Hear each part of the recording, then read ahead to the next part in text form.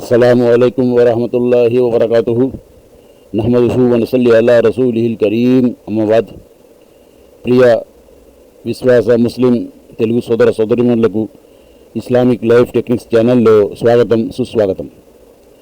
మిత్రులారా, ఈ ఛానల్లో అంతా ధార్మిక విద్యను మాత్రమే ప్రవేశపెట్టడం జరిగింది. ఇందులో ప్రసంగాలు ఇతర విషయాలను ప్రవేశపెట్టలేదు. ధార్మిక విద్య ప్రతి ముస్లింకు అవసరం. మిత్రులారా, మనము ఇస్లాంలో జనాజా ఆదేశాలు అనే శీర్షికలో ఉన్నాము. అందులోని భాగంగా ఈనాటి పాఠం శవపీఠిక అంటే జనాజా. శవాన్ని తొందరగా తీసివేయాలి, తీసుకుని పోవాలి. తీసివేయాలి కాదు, శవాన్ని తొందరగా తీసుకుని వెళ్ళాలి. అబూ హురైరా రజియల్లాహు అన్హు ఇలా తెలిపారు. ప్రవక్త ముహమ్మద్ సల్లల్లాహు అలైహి వసల్లం ఇలా బోధించారు: శవాన్ని ఖననం చేయటంలో తొందరపడండి. మృతుడు పుణ్యాత్ముడైతే అతను తన పుణ్యస్థలానికి త్వరగా చేరుకుంటాడు. ఒకవేళ పుణ్యాత్ముడు కాకపోతే అతని పాపభారం నుండి మీరు త్వరగా విముక్తి పొందగలరు. దీన్ని బుఖారీ మరియు ముస్లిం పేర్కొన్నారు.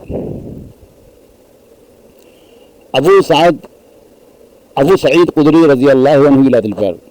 ప్రవక్త ముహమ్మద్ సల్లల్లాహు అలైహి వసల్లం ఇలా ఉపదేశించారు: శవ కార్యాలు పూర్తయి దాన్ని ప్రజలు తమ భుజాలపై ఎత్తుకున్నప్పుడు ఆ శవం పుణ్యాత్ముడైతే నన్ను త్వరగా తీసుకువెళ్ళండి అంటూ, ఆ శవం పాపాత్ముడైతే అయ్యో అయ్యో ఎక్కడికి తీసుకుపోతున్నారు అని హాహాకారాలు చేస్తుంది. దాని శబ్దాన్ని, అరుపులను మానవుడు తప్ప ఇతర జీవులు వస్తువులు అన్నీ వింటాయి. మానవులు ఆ శవం అరుపులు వింటే స్పృహ తప్పి పడిపోతారు. దీన్ని బుఖారీ పేర్కొన్నారు. ముస్లిం యొక్క శవ వాహనం అంటే జనాజా వెంట పోవడం ఇతర ముస్లింలందరూ నెరవేర్చవలసిన బాధ్యత మరియు విధి. అబూ హురైరా రజియల్లాహు అన్హు ఇలా తెలిపారు. ప్రవక్త ముహమ్మద్ సల్లల్లాహు అలైహి వసల్లం ఇలా బోధించారు: ఒక ముస్లిం గురించి ఇతర ముస్లింలందరూ నిర్వహించవలసిన విధులు 5. సలాం చేస్తే జవాబు ఇవ్వటం, అస్సలాము అలైకుం అంటే వాలైకుం అస్సలాం అని పలకటం. 2 అనారోగ్యంగా ఉంటే పరామర్శించడం. 3 శవపేటిక వెంట పోవటం. ఆహ్వానిస్తే అంగీకరించడం అంటే ఆహ్వానాన్ని అంగీకరించి వెళ్ళాలి. ఎవరైనా ముస్లిం తుమ్మి అల్హమ్దులిల్లాహ్ అని పలికితే అతనికి జవాబుగా యరహముకల్లాహ్ అని పలకటం. దీన్ని బుఖారీ పేర్కొన్నారు. స్త్రీలు శవ వాహనం వెంట వెళ్ళకపోవడం మంచిది. ఉమ్మె అతియా ప్రవక్త గారి శిష్యురాలు ఇలా తెలిపారు: శవపేటిక వెంట మేము స్త్రీలు శ్మశానానికి పోకూడదని శాసించబడింది, కానీ దాని గురించి అంత కఠినంగా వాదించలేదు. దీన్ని బుఖారీ పేర్కొన్నారు. ఏదైనా శవం వద్ద లేదా శవ వాహనం వెంట ఇస్లాం వ్యతిరేక పనులు జరుగుతుంటే దాని వెంట పోరాదు. ఇబ్నే ఉమర్ రజియల్లాహు అన్హు ఇలా తెలిపారు: ఏదైనా శవపీఠిక వెంట నౌహా మాతంలు చేసే స్త్రీలు గట్టిగా అరుస్తూ శోకాలు రాగాలు తీస్తూ శరీరాన్ని గాయపరుచుకున్నవారు ఉంటే అటువంటి వారు శవం వెంట పోగలదని ప్రవక్త సల్లల్లాహు అలైహి వసల్లం గారు ఆదేశించారు. దీన్ని అహ్మద్ అహ్కాముల్ జనాయిజ్లో పేర్కొన్నారు.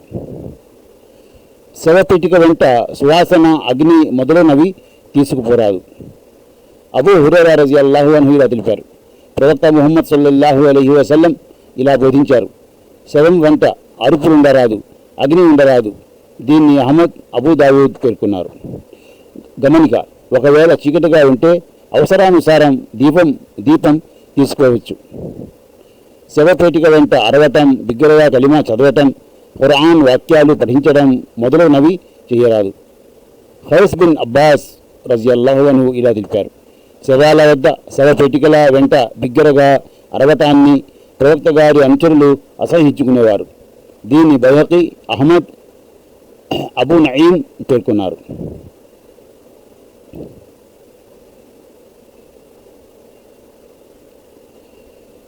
శవ వాహనం వెంట ముందు వెనుక కుడివైపు ఎడవైపు నిలువైపులా నడవచ్చును, కానీ వెనుక నడవటం మంచిది.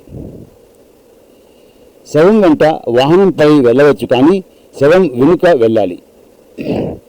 అలీ రజియల్లాహు అన్హు ఇలా తెలిపారు, ప్రవక్త ముహమ్మద్ సల్లల్లాహు అలైహి వసల్లం ఇలా బోధించారు, శవపేటిక ముందు నడిచే కంటే దాని వెనుక నడవటం మంచిది. దీన్ని అహ్మద్ బైహఖీ, అల్బానీ గారు అహకాముల్ జనాయిజ్లో పేర్కొన్నారు. ముగీరా రజియల్లాహు అన్హు ఇలా తెలిపారు, ప్రవక్త ముహమ్మద్ సల్లల్లాహు అలైహి వసల్లం ఇలా బోధించారు, ఎవరైనా శవం వెంట వాహనంపై ఉంటే దాని వెనుక ఉండాలి.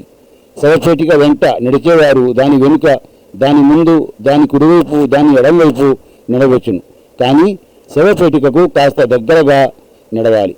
దీన్ని అబూ దావూద్ పేర్కొన్నారు.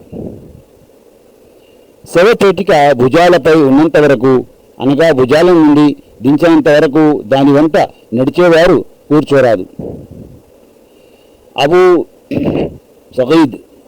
సయీద్ ఖుదరీ రజియల్లాహు అన్హు ఉల్లేఖన ప్రకారం ప్రవక్త సల్లల్లాహు అలైహి వసల్లం ఇలా ఉపదేశించారు, మీరు జనాజాని చూస్తే నిలబడండి, మరి ఎవరైతే జనాజా వెంట వెళ్తారో జనాజా భూమిపై పెట్టే వరకు కూర్చోరాదు. బుఖారీ, ముస్లిం. శవపేటిక వెంట నడిచేవారు ఆ శవపేటిక భూమిపై ఉంచనంత వరకు కూర్చోరాదు. దీన్ని బుఖారీ మరియు ముస్లిం పేర్కొన్నారు. శవపేటిక ఎత్తిన వారు వజూ చేస్తే మంచిది. 102వ అంశంలో పేర్కొన్న హదీసు చూడండి.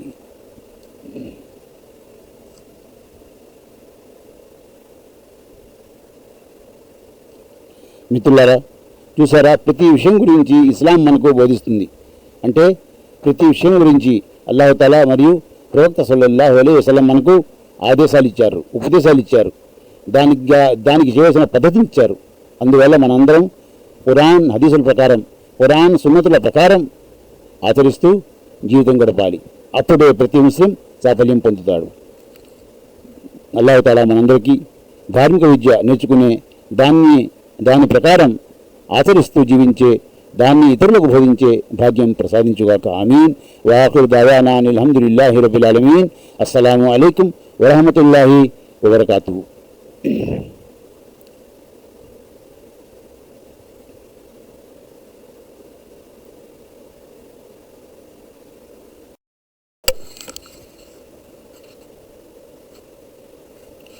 మిత్రులారా, శవపేటిక విభాగంలో ప్రవక్త సల్లల్లాహు అలైహి వసల్లం గారి సున్నత్ సదాచారాలతో, ఆయన అనుచరుల సహజాల సదాచారాలతో సంబంధం లేని కొన్ని తప్పుడు కార్యాలు. శవపేటికపై పేలు వేయటం లేదా దాన్ని అలంకరించటం, శవపేటికపై అలంకరించిన దుప్పటి పరచడం, కలిమా లా ఇలాహా లేదా వేరే ఏదైనా ఖురాన్ వాక్యం రాసి ఉన్న ఆకుపచ్చని వస్త్రం లేదా దుప్పటి శవపేటికపై కప్పటం. శవపేటికను అంటే శవాన్ని ఎత్తుకొని ఇంటి నుండి తీసుకుపోయే సమయాన ప్రత్యేక దాన ధర్మాలు చేయటం. శవాన్ని ఎత్తుకొని సజ్జనుల సమాధుల ప్రదర్శన చేయటం. సజ్జనుల శవం మరియు శవపేటిక తేలిగ్గా ఉంటుందని, దుర్జనుల శవం మరియు శవపేటిక బరువుగా ఉంటుందని భావించడం. శవాన్ని తీసుకుపోయే ముందు ఖురాన్లోని 2.5 పారాలు పఠించడం. ఇవన్నీ ఖురాన్ హదీసుకు ఎటువంటి సంబంధం లేని కార్యాలు, పనులు. అంటే ఇవన్నీ ఖురాన్ హదీసులతో ఎటువంటి సంబంధం లేని కార్యాలు. అందువల్ల ప్రతి ముస్లిం వీటికి దూరంగా ఉండాలి, ఇంకా ఇతరులకు తెలియజేయాలి. అంటే ఇటువంటి బిదతులకు ముస్లింలందరూ దూరంగా ఉండాలి. అల్లాహ్ తఆలా మనందరికీ ఖురాన్ హదీసుల ప్రకారం ఆచరిస్తూ జీవించే భాగ్యం ప్రసాదించుగాక. ఆమీన్. వాఖిరు దావానా అనిల్ హమ్దులిల్లాహి రబ్బిల్ ఆలమీన్. అస్సలాము అలైకుం వరహమతుల్లాహి వబరకాతుహు.